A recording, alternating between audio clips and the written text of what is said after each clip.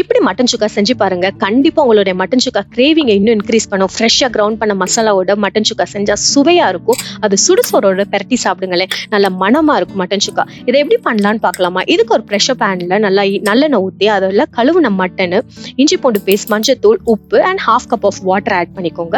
So மட்டன்ல இருந்து உங்களுக்கு வாட்டர் ரிலீஸ் ஆகும். நான் ஒரு 6 to 7 விசில்ஸ் வச்சு எடுத்துக்கிட்டேன். எனக்கு மட்டன் நல்லா சாஃப்டா குக் ஆயிருச்சு.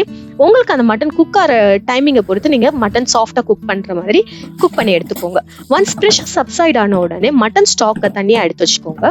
ஒரு நல்ல ஒயிட் பாட்டம் சாஸ் பேன்ல கொஞ்சம் நல்லெண்ணெய் ஊற்றி பட்டை, கிராம்பு, பிரியாணி இலை நல்லா வாசனை வர மோச்சில் கொஞ்சம் கருவேப்பிலையும் கிள்ளி போட்டுட்டு கை நிறைய சின்ன வெங்காயம் பொடிசா நறுக்கி வச்சிருக்கேன். சின்ன வெங்காயம் ஆட் பண்றதா மட்டன் சுக்காக்கு ஒரு சுவையே.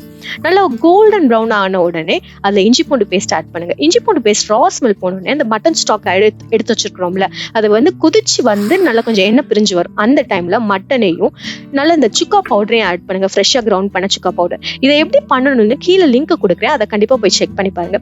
ஸோ ஒன்ஸ் இதெல்லாம் நீங்க மிக்ஸ் பண்ணிட்டு நல்லா சிம்ல போட்டுருங்க.